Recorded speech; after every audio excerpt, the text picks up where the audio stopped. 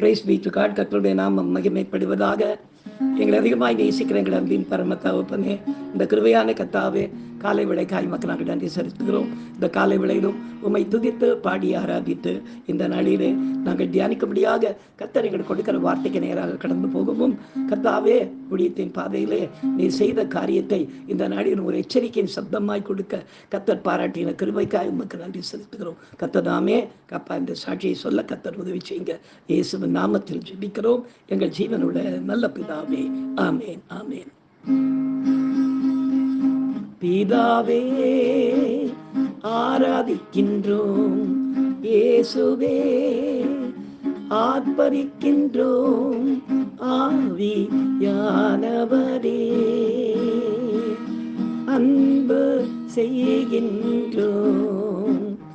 தூய ஆவியானவரே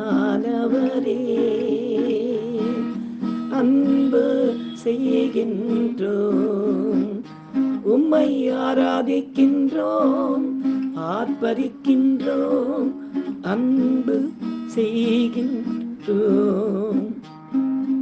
மகனாக தெரிந்து கொண்டே மறுபடி பிறக்க வைத்தே, எல்லா ராஜாக்களும் நாங்களே, ஐயா ஆசாரியர்களும் நாங்களே, உம்மை ஆராதிக்கின்றோம், ஆர்ப்பரிக்கின்றோம், அன்பு செய்கின்றோம்,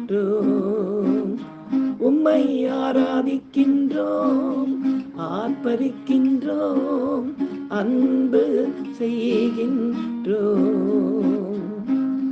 பிதாவே ஆராதிக்கின்றோம், இயேசுவே ஆர்ப்பரிக்கின்றோம், ஆவியானவரே அன்பு செய்கின்றோம், எங்கள் ஆவியானவரே அன்பு செய்கின்றோம். எனக்கு அருமையானவர்களே, இந்த நாளிலே நாம் தியானிக்கும்படியாக கர்த்தர் நமக்கு கொடுக்கிற வார்த்தைக்கு நேராக நாம் கடந்து போவோம். பிரியமானவர்களே, எடுத்து வாசிக்கலாம். அப்போஸ்தலனாகிய பவுல் கலாத்தியருக்கு எழுதிய நிருபம், அதாவது கலாத்தியர் 4ஆம் அதிகாரம் 9ஆம் வசனத்தை நாம் வாசிக்க கேட்போம். பிரியமானவர்களே, இப்பொழுதோ நீங்கள் தேவனை அறிந்திருக்க அல்லது தேவனால் அறியப்பட்டிருக்க பலனற்றதும் வெறுமையானதுமான வழிபாடுகளுக்கு நீங்கள் மறுபடியும் திரும்பி மறுபடியும் அவைகளுக்கு அடிமைப்படும்படி விரும்புகிறது எப்படி என்று அப்போஸ்தலனாகிய பவுல் கலாத்திய ஜனங்களை பார்த்து கேட்கிறதாக இது அமைந்திருக்கிறது. பிரியமானவர்களே, முற்காலத்தில் நாம் எல்லோரும் பிசாசுக்கும் அவனது கிரியைகளுக்கும் உட்பட்டவர்களாயிருந்து அவனுடைய பிள்ளைகளாய் வாழ்ந்து கொண்டிருந்தோம். இப்பொழுதோ கர்த்தரது கிருபையால் நமக்குள்ளே அவரால் விசுவாசம் துவக்கப்பட்டு தேவனை யார் என்று எவ்வளவு பரிசுத்தர் என்பதை நாம் அறிந்து கொண்டோம். அவரால் அறியப்பட்டு அவரால் நடத்தப்பட்டு கொண்டிருக்கிறோம் என்பது உண்மைதானே. இந்த வசனம் என்ன சொல்கிறது பாருங்கள். ஒன்றுக்கும் உதவாத நன்மை தராத வழிபாடுகள், நாட்பார்க்கிற காரியங்கள் ஆகியவற்றை செய்து தேவனை யார் என்று அறியாமல் ஒரு காலத்திலே நாம் வாழ்ந்து வந்தது உண்மைதான்.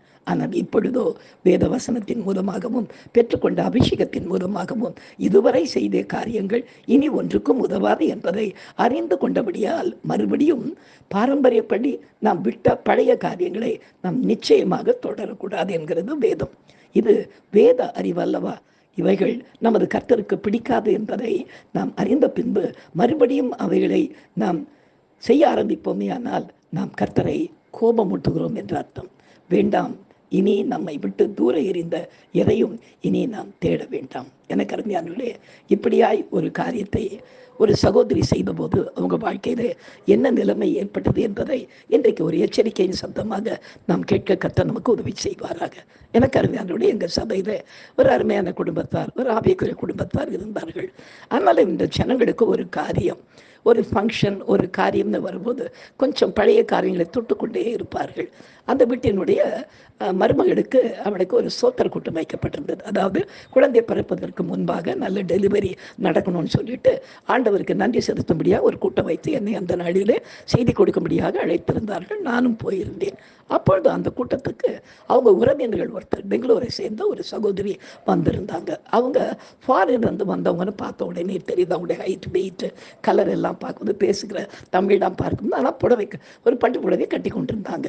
உங்களுக்கு சாதாரணமாகவே தெரியும், இந்த ஃபாரின்லேருந்து வர லேடிஸ்க்கு எல்லாமே இந்தியன் கல்ச்சர், நம்முடைய பண்பாடு கலாச்சாரம் ரொம்ப பிடிக்கும். பட்டு புடவை கட்டி கொள்வார்கள், முகத்தில் எல்லாம் பூசிக்கொள்வார்கள், குங்குமம் வைத்துக் கொள்வார்கள், பூ வைத்துக் கொள்வார்கள், எல்லாம் வச்சுக்கிட்டு தங்களை ஒரு இந்தியனாய் காண்பிக்கிறது அவங்களுக்கு ரொம்ப சந்தோஷம்.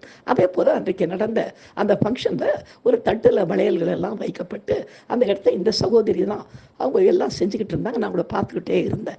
இவங்க ஃபாரினர் ஆச்சே, ஓஹோ ஃபாரினில் இந்த கலாச்சாரம்லாம் இல்லைன்றதுனால இதை ரொம்ப சந்தோஷமாக செய்கிறாங்க போதற்குன்னு பார்த்து கொண்டே இருந்தேன். சடங்கெல்லாம் முடிஞ்சது. அதை கண்டித்து அந்த நாளில் நான் பிரசங்கம் பண்ணி முடித்து அந்த சிஸ்டரை கூப்பிட்டு அவங்கள பார்த்து கேட்டேன், என்ன சிஸ்டர் இப்படி ஒரு காரியம் பண்ணுறீங்க, நீங்கள் கிறிஸ்டின் இல்லையா அப்படின்னு. ஐயோ அப்படின்னு சொல்லிட்டு நான் சபையின் பெயர் சொல்ல விரும்பவில்லை. சபை என்று சொல்லக்கூடிய ஒரு சபையின் பெயரை சொல்லி அவங்க சொன்னாங்க, அந்த சபையை சேர்ந்தவன் நான் ஞானஸ்தானம் எடுத்து அபிஷேகம்லாம் பெற்றுட்டேன். நாங்கள் ஞானஸ்தானம் எடுத்து அபிஷேகம் பெற்ற பிற்பாடா இந்த காரியத்தை நீங்கள் செய்கிறீங்க, இது வேதத்தில் தவறுன்னு போட்டிருக்கேன் அப்படின்னு. இல்லைப்பா செய்தாலும் சும்மா ஒரு ஜாலி தானே. நாங்கள் இல்லை சிஸ்டர், ஜாலியாக இருந்தால் கூட இதை நம்ம செய்யக்கூடாது, இது ஆண்டவருக்கு பிரியமில்லாத காரியம், நீங்கள் செய்தது தவறு என்று சொல்லிட்டு நான் வந்துட்டேன். பிற்பாடு ஒரு 2 மாதம் கழித்து எனக்கு ஃபோன் வந்தது. அவங்க ரொம்ப சிக்காக இருக்கிறாங்கன்னு சொல்லி, அதாவது அந்த சடங்குகள் செய்த அந்த வெளிதேசத்து சகோதரி சிக்காக இருக்கிறாங்க. நான் அவளை பார்க்க போனால் அவளுக்கு கேன்சர்னு சொல்லிட்டாங்க. எனக்கு என்ன செய்யறதுன்னு தெரியல. அவங்கள்ட்ட போய் அவங்க தலைமையில கை வச்ச உடனே ஆண்டவர் தெளிவாக சொன்னார், எனக்கு விருப்பம் இல்லாமல் இவர் செய்த இந்த காரியம் அப்படின்னாரு. அப்போ அந்த சகோதரிக்கு எனக்கு சொல்கிறதுக்கு ஒரு மாதிரி இருந்தது. அவங்களே ஒரு மாதிரி மரணப்படுக்கையில் இருக்கிறாங்க. என்ன பண்ணுறதுன்னு அப்படி அங்கே ஒரு 2 நாள் தங்கி இருந்து அவங்களுக்காக ஜெபித்து கொண்டு, ஆண்டவரே எப்படியாவது இந்த கடைசி நேரத்திலேயாவது உங்கள்கிட்ட மன்னிப்பு கேட்கணும் ஆண்டவரே, நான் செஞ்சது தவறு, எத்தனை பேருக்கு ஒரு தவறான ஒரு அடையாளமாக இருந்துட்டோம் அப்படின்றத ரட்சிக்கப்பட்ட உங்களுக்கு நான் தெரியப்படுத்தணும்னு நான் ஜெபித்து கொண்டு உட்கார்ந்து கொண்டு அவங்களே என்னை கூப்பிட்டாங்க. பாஸ்டர் கொஞ்சம் கிட்ட வாங்க அப்படின்னாங்க. கிட்ட போனே அவங்க சொன்னாங்க, பாஸ்டர் என்னை குறித்து ஆண்டவர் உங்களுக்கு ஏதாவது சொன்னாரா? நான் சொன்னார். ஏன் உங்களுக்கு சொன்னாரா அப்படின்னு கேட்டேன்.